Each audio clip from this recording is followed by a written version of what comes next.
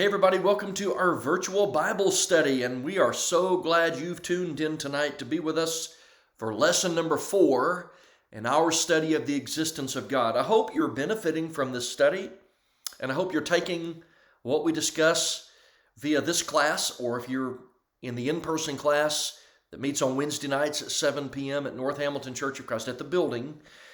If you're doing that, I hope you're studying beyond what we've studied, and you're kind of adding to it and thinking through a little bit more deeply and fortifying your belief in the existence of God. In my mind, I have no doubt the evidence is there that God is real. And so we're talking about that, and we're spending a lot of time talking about atheism and the need for evidence. And so tonight, lesson number 4 is entitled God and the Tooth Fairy. And we're talking about how do we believe in God? What kinds of evidence exist for us to believe in God versus something like the tooth fairy, right? So we're going to examine the nature of evidence and faith tonight. And then beyond that, we start getting into how we know things, why we know things, and then we'll start laying out the evidence for the existence of God. So tonight is lesson number 4 in the series. If you've not got the first 3 lessons yet, go back and get those. And tonight's lesson's not an incredibly long lesson. We're not going to spend huge amounts of time. This is sort of an interim to get us to the next step in our study, but we want to say a couple of really important things about the nature of faith tonight. First of all, if you're with us tonight and you're on YouTube, if you've not subscribed to our channel, please go ahead and do that. Hit the subscribe button. Just go ahead and sign on up to get all of the updates from our content on YouTube. We really want you to participate in it, and as you participate, it helps us by pushing us up in the queue on YouTube. So as we have more views from subscriptions, that's the best way to do it. You get more views, you get better spots in visibility, and that's what we want. So go ahead and subscribe. If you're on Facebook, give us a thumbs up and then share the video on your timeline, so that way we have access to everybody that's on your timeline. And if everybody does that, then we reach not just a few hundred people immediately, but maybe tens of thousands of people by doing that. So please help us out by sharing the video. All right, so lesson number 4. We've been saying, and if you had last week's lesson, we spent some time talking about Dawkins and a few guys who are very popular atheists, and they sort of chide and make fun of religion as stupid, that you're dumb if you believe in religion. And so atheists have long claimed that atheism is more rational than theism. They believe that because to them, there is no evidence for belief in God. They say there's none. And when we present evidence, they just reject the evidence. But they say there's no evidence for that. Now, as theists, we claim that theism is not only more rational, but exclusively rational, meaning that atheism is irrational because it is without evidence. It denies evidence for the existence of God. And so in that sense, theism is actually exclusively rational when you compare those two ideologies. Now, I'm not making a mistake tonight, and I hope we never make that, of thinking that atheists are unintelligent people, right? Because some of the things we made reference to last week from Dawkins and Hitchens and Stephen Hawking and those guys, they're very intelligent men, but we do take issue with the way that evidence is treated, right? When you present an evidence and say this is a common sense argument for the existence of God, and it's kind of brushed off, well, that's not a good thing, right? That's not handling evidence very well. They charge theism with irrational faith. Now, some people may have that. We're going to try to expose that in just a few minutes, that if you have faith in God, it shouldn't be a rational faith. It should be a rational faith based on evidence. But they're saying that belief in God, right, because they say it's irrational, belief in God would be like believing in the tooth fairy or another, sort of a character like that God is the equivalent of that. Now, or the Easter Bunny or something like that, right? Or Jack Frost or whatever, you just insert that because you say those are equivalent because they're without evidence to believe in any of those things. And lumped in that, thus those things would be Christianity and theism. That's how they see that. Now, this debate hinges on the evidence, right? And I want to read something from a book. It's a quote from a book. It's not the Bible. We're going to get to the Bible in just a minute. But this was a logic book, and it was written some years ago. But it's still sound. What he said is absolutely true. And I want to work off of this tonight together with you as we approach the subject matter. So here's what this person, the guy's name is Lionel Ruby. He wrote Logic, an Introduction.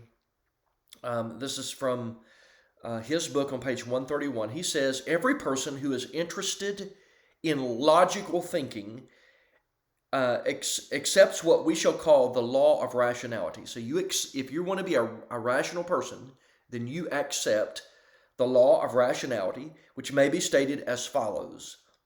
We ought to justify our conclusions by adequate evidence. By adequate evidence, we mean evidence which is required, which is good and sufficient in terms of the kind of proof which is required. So it has to be good proof, it has to be sufficient proof required to believe in whatever it is that we're asked to believe in. There are occasions when we require conclusive proof, as in mathematics, and there are occasions when it is sufficient to establish the probability of a given conclusion, as in weather prediction.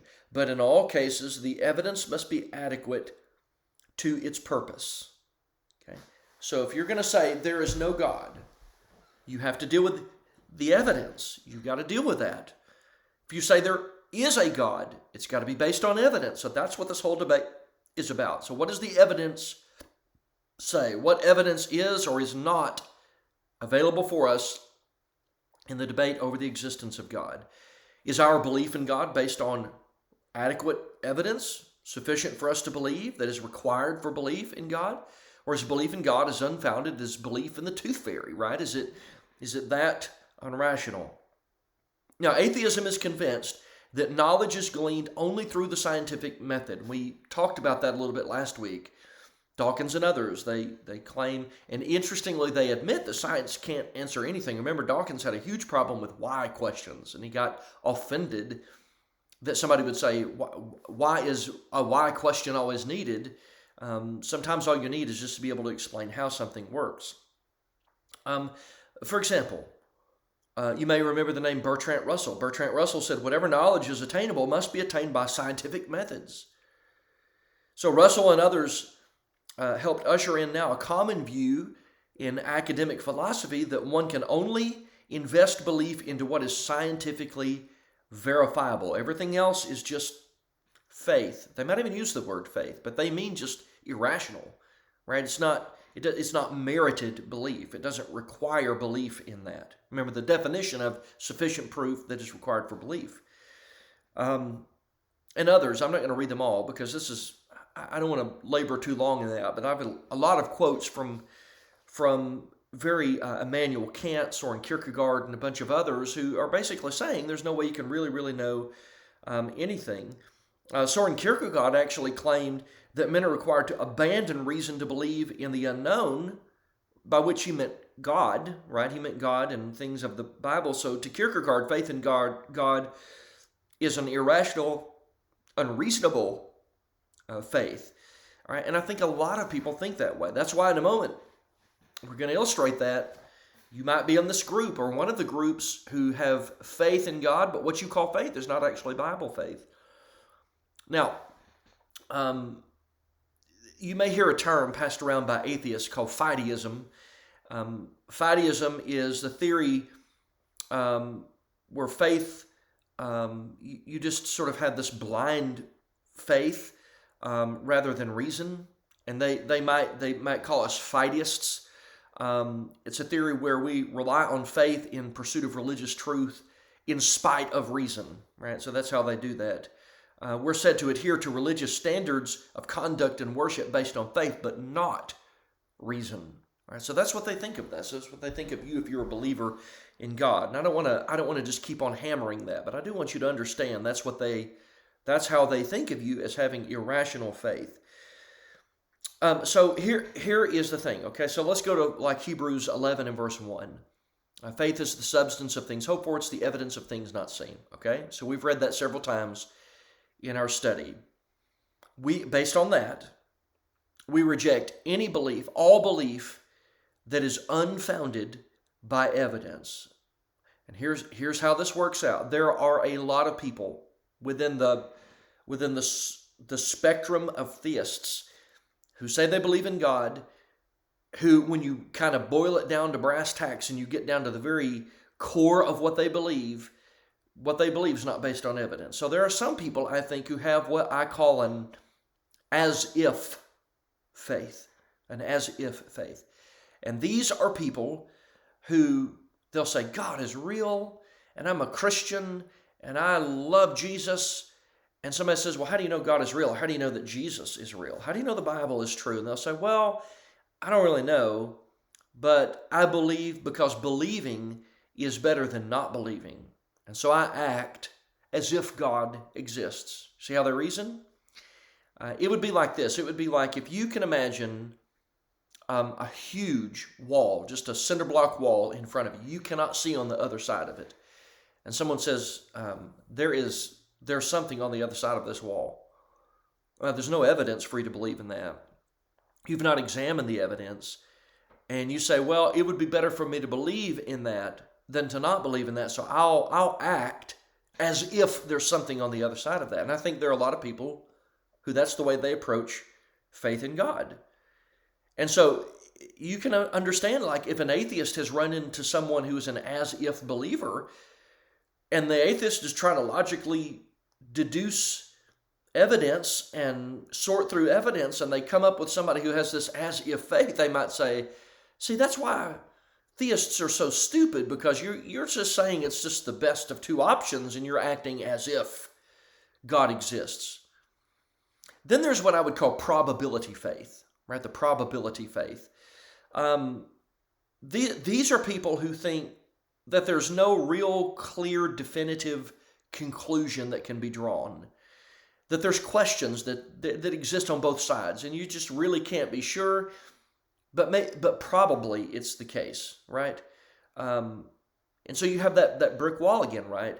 And you have this brick wall, and that brick wall is questionable evidence. Don't really know if it's true, don't really know if it's not true, probably true, and so you're going to believe in spite of whatever the evidence says one way or the other. And they say, I believe in God. He probably exists. I mean, it's probably true. And Christianity is probably true. And Jesus probably was real. But you see that God is not a probability. God's not probable.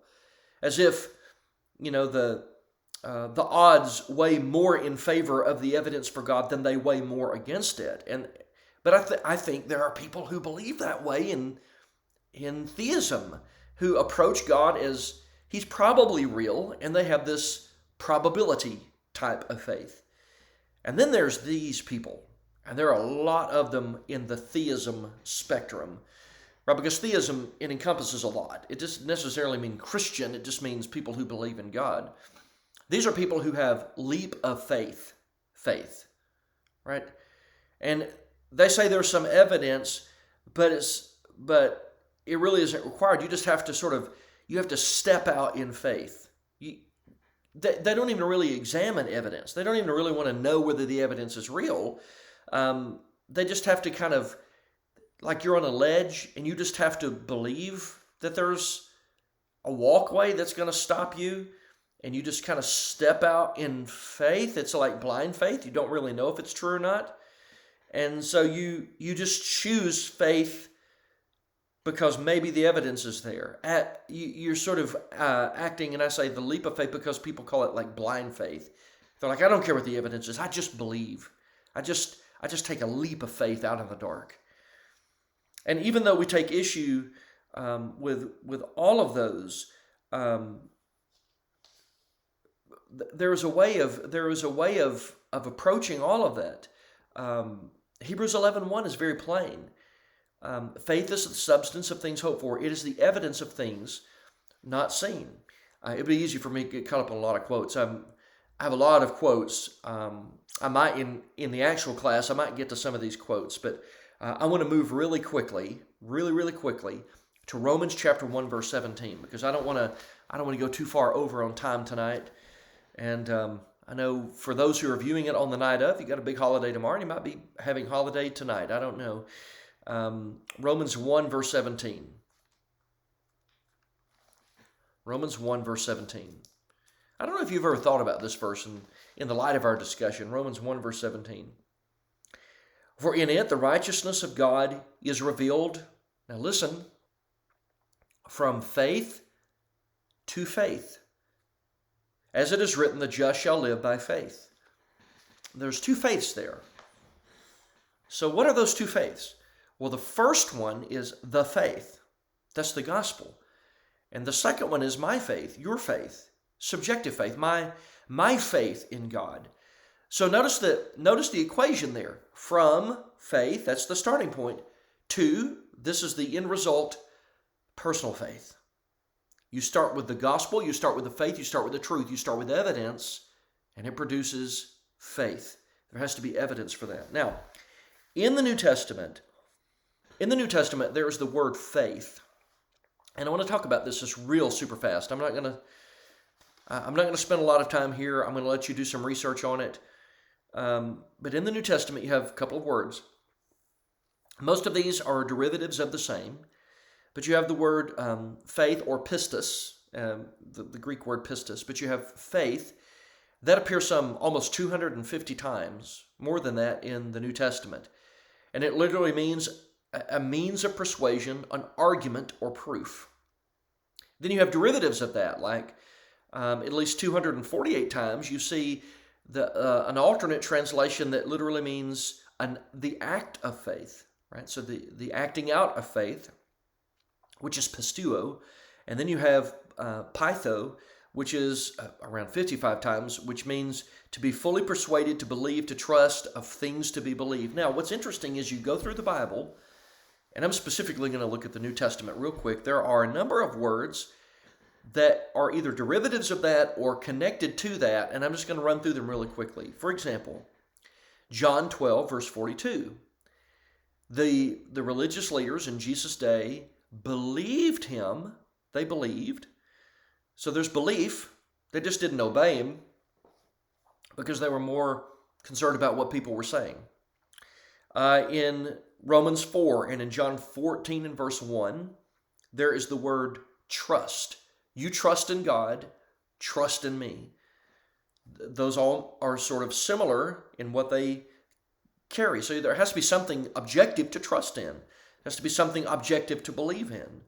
There's the word obedience. Obedience. Romans 1:5. Romans 1:16. Those that obey God. The gospel is the power of God to all those that obey him. Then there's the word loyalty or faithfulness. I think Hebrews chapter 11, the whole entire chapter is a great chapter on that. Revelation 2:10, be faithful unto death, and I'll give you a crown of life. There is the faith or the content of faith. Jude 3, once for all delivered to the saints, the faith. Acts 6:7, a great number of priests were obedient to the faith.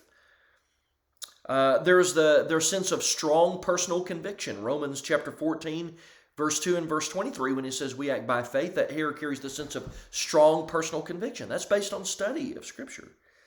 And then sometimes there's the spiritual gift of faith or the display of faith in 1 Corinthians chapter 12. But all of those words carry a similar sense. And here's the interesting thing. In all of those words that are used in the Bible, faith is contrasted with, for example, sight. In 2 Corinthians 5 and verse 7, it's even contrasted with doubt, right? You have faith and over against it doubt, but faith is never contrasted with knowledge of truth. Never. Right? So those two things go hand in hand. You have to believe truth in order to come to faith. John 8 verse 24 or John 20 verses 30 and 31, when he talks about believing in Jesus based on the signs, there is a sort of an equation there. The claim is that Jesus is the Son of God. The proof is the miracles. He did the miracles. He proved that he was the Son of God. The result of that is that a person can be convinced that Jesus is the Son of God. So a genuine faith cannot exist without an objective base. There has to be a base for that belief And so without an objective foundation of knowledge, there's no belief. You can say you have belief, but you don't have it unless you have this. So how do we collect evidence? Where do we collect evidence from? Here are a few ways that we collect evidence. I wish we had the time to talk back and forth about this, but just real quick, let me offer some ways that we're going to explore in the coming weeks. One would be by induction. That is the collection of available data. You take in every piece of available data and you make a conclusion based on that. Then there's deduction, right? This is ordering the data to produce a conclusion, and only the conclusion limited to the data. So you're looking and sifting through the data and you draw a conclusion based upon what is present. There's also empirical evidence, right? Empirical data. Knowledge gained through experience with an object, scientific testing and appeal to the senses. Now, remember, the scientific method has limits, but you can still learn something from the scientific method, but it's limited only to the senses, and it's limited only to the present. And it can only explain how something works, what it's doing, but never why it's doing it. Philosophically, it can't explain that. And it can only draw conclusions from a repeatable event, not a one-time past event. We can also collect evidence through credible testimony, right? So when you have trustworthy, dependable witnesses, like if you had an automobile accident, you had an eyewitness to that, that becomes credible testimony. And then we use, and this is going to be a big one, we use common sense deduction or intuition. This is the use of rational thinking and logic. For example, if someone says, all men are mortal, David is a man, therefore David is mortal. And so we use laws like the law of identity or the law of non-contradiction or the law of implication. All of those rational laws are good when it comes to understanding the existence of God. But that means that conclusions can be reached or drawn reasonably prior to the discovery of all evidence available. So I don't have to have every single piece of evidence for God for me to examine one piece of evidence and say, I know that God exists based on this piece of evidence. But whatever else is found, if my conclusion is true, will just confirm my conclusion. And then there's what some people, big jaw-breaking term, call metaphysical deduction. A metaphysical deduction is like forensic science, right? You can make deductions from the observed about the non-observed. Right? I think I used in class the example of Robinson Crusoe. He's stranded on an island. One day he sees a footprint in the sand. He knows it's not his footprint. What can he conclude? Somebody left that footprint. Somebody else is on this island, whether they were on the island still or they, but somebody stepped there and made that footprint. You can draw that conclusion. So we do the same thing of God. In Romans 1 and verse 20, the Bible says the invisible things of Him, God, are clearly seen by the things that are made. So when we look at His world and this universe, we can see God. God is here. He exists. He's real. Okay? I think that's going to set us up, getting ready for how we understand what we understand about truth and knowledge, and then what that knowledge is. Hey, I'm glad you're hanging in there. Thank you for doing that. This is not an easy study because we're trying to prepare ourselves to talk to people who don't believe in God so we can help them believe in God. I hope you have a great holiday tomorrow, and I hope you'll tune in next week because we'll be right here and we'll be doing some more. We are certainly, when we have our break for men's devotional at North Hamilton, I've got a special study by request that we're going to be putting on, and I hope you'll stay tuned for that. But I want you to know that I love you and God loves you even more than I do. And I want you to be blessed and have a great day. And I hope you'll come back and be with us next week. Thank you so much for tuning in. Bye.